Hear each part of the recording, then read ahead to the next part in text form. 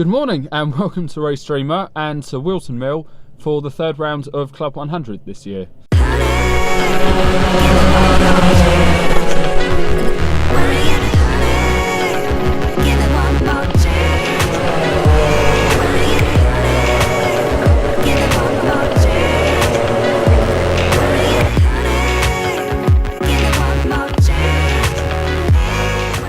So today actually started at 8 o'clock in the morning because I went for a track walk with a lot of the other drivers, and then I'm waiting for the second half an hour test to come around at the moment, so there's some drivers currently out on circuits.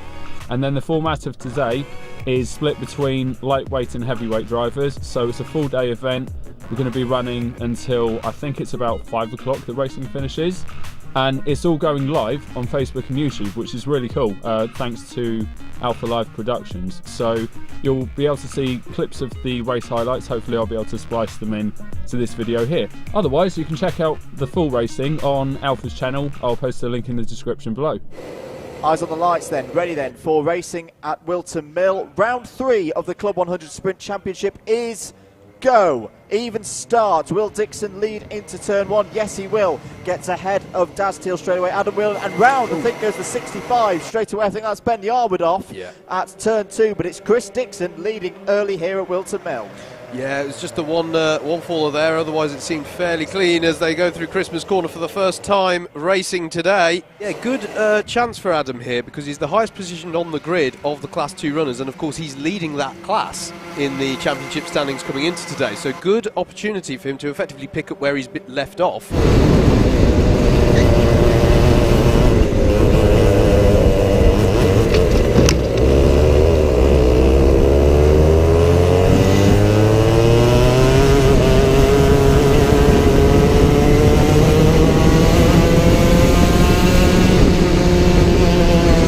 So your winner in C2 will be Adam Wheeldon. James Wattis is classified 5th. Lote Ditchburn 6th. Andrew Green in 7th. Chris Skivier is 8th. Okay, it's quite nice. I've got a bit of a gap between heats. So they're doing 4 lightweight sprints, then 4 heavyweights, and then I'm back on a bit later.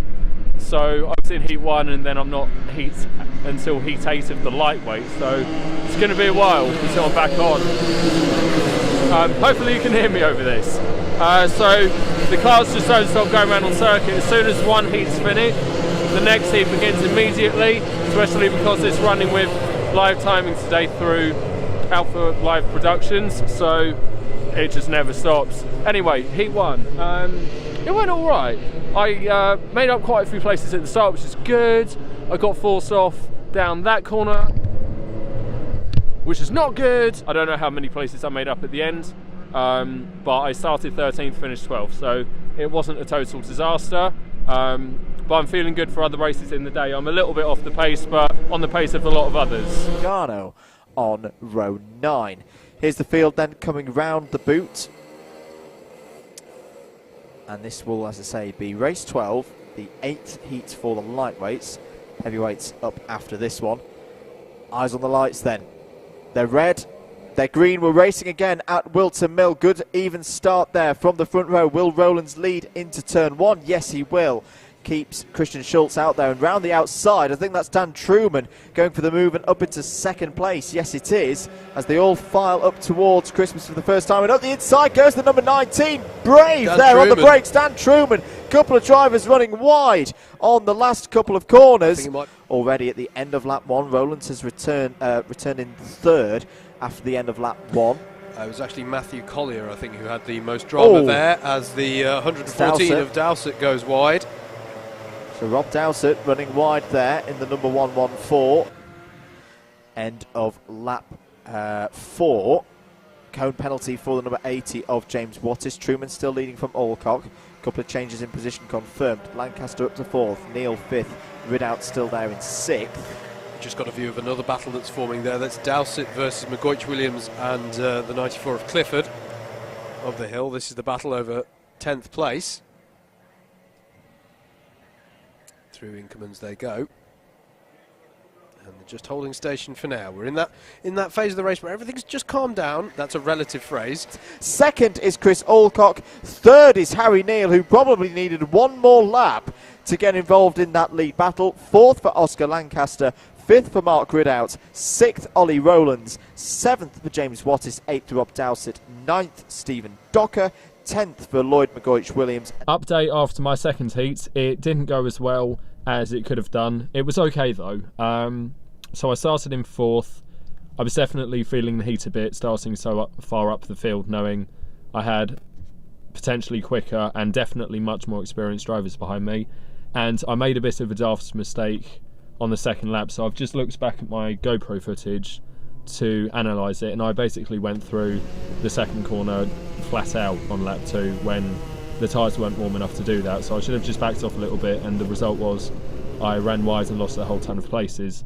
But I managed to regain 1 or 2 throughout the race, and I didn't lose any more, put it that way. So I finished 7th. It wasn't a car crash, if you pardon the pun, and I'm feeling better for heat 3. I've just got to be a little less flat out early on when it's on cold tyres. That's the thing I'm still learning with these karts, is I'm happy at the limit when the tyres are warmed up and I've had a moment to warm myself into it. It's just when the tyres are when the tyres are cold, my mouth is cold as well, then yeah, I've still got some learning to do there. So race or heat 3 for me is coming up in about half an hour, and then we'll see what final I end up in. But we're ready for a race then here in the lightweights. Eyes on the lights, the red, the green, we're racing. And once again, the pole man gets a good start. Pietro Pagano straight into the lead. Tom Dix and Freddie Fincham is forcing his way through there into 3rd place. The number 30, I think it is running very wide. Yeah. And falling back through the order. Ed Barr's trying to come through as well there in the green and black. Ooh. Oh, drivers going cross-country on the kink out of Christmas, but good start there for Pietro Pagano. He leads this one early on. Yeah, it was Halloran who got put out wide at turn 2 and has dropped back right to the back of the field as they work their way through the midsection of the lap. Steve Hicks looking to make some early gains, and so too is the 82 of Rob Newman. Harry Neal 2nd, Rob Newman 3rd, and Steve Hicks in 4th. Do you know what? Newman kept that within track limits as well on the last corner. That was amazing. Amazing stuff there between Rob Newman and Steve Hicks.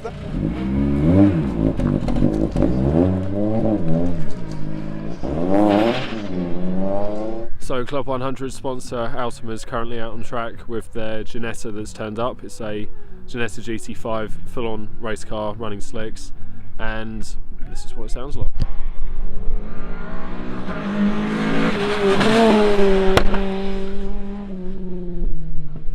Okay, starting 13th in the B final, which is coming up in 15 minutes. Just come back to the car to put my sweatshirt on because in the last hour, nearly 2 hours actually, it's cooled down a lot. The clouds have come over, so track conditions are going to be very different. So I'm just going to keep it clean, take it easy, not drop off the track, and we'll see where I finish. Nick Coyle, we saw, had a good race earlier. He could race through from about P7. Here we go, ready for the B final in the lightweights. Eyes on the lights. They're red, they're green, we're racing. Careful start there for Rob Langthorpe. You saw him looking to his left to see when Chris Dixon hit the hammer, and he got that perfect. He's retained 2nd place. Chris Dixon still leads. Adrian Mertens in the 91 started to come through as well. The 4th. And just as well, because it means that we can cover racing such as this. Chris Dixon will lead them away again. It'll knock 2 minutes off the final time. It's now a 10-minute final, not a 12. Rob Langthorpe has repeated his performance of the first start. He's been able to read the start well and hold on to 2nd place. Mertens has got himself past Whilton, though, for 3rd. All of them filing into Christmas Corner, and all of them getting out of Christmas Corner as well. That's good stuff from the lightweights, but it's going to be Dixon, Langthorpe. Oh, chaos! Wow. Absolute chaos at the back. And I think Stephen Westwood might have been involved in that. There's more karts off at Ashby, so already drivers B finals going down the pan. But already this top 2 breaking away. Now there has been a change for 3rd. Stephen Docker now ahead of Adrian Mertens. and has got to get the hammer down now if he wants to get into the A final. He's got to close a 1.2 second gap to Rob Langthorpe up ahead of him in second place. Bailey Morgan here defending against Sean Hollingsworth in the number 100. He goes very defensive into Ashby though, and I wonder if that's going to give any of the competitors around him a switchback. It is, and Hollingsworth has got the overspeed to get past, as has Rob Dowsett. Penalty for Chris Skivier, the number 32, for a bump and pass on the number 55. That's Stephen Westwood. So Chris Skivier currently down in 20th place. He will not be going through into the A final. Can Rob Langthorpe pull off a move into the boot to get past Stephen Docker and wrestle that second place away? He's gone for it. He's gone on the inside of this contact, and Langthorpe half spins. Docker survives. Chris Dixon is going to win the B final with ease, and Stephen Docker races through into the A final in second. Well, you can't fault Langthorpe for trying, can you? So the A final's just getting underway. They've got their 3 practice laps. I finished the B final and I gained 3 places, and I had so much more speed in this compared to what I had earlier. I was 6 tenths up compared to the rest of the day, so I'm absolutely buzzing right now, and this is awesome. Anyway, looking forward to the A final.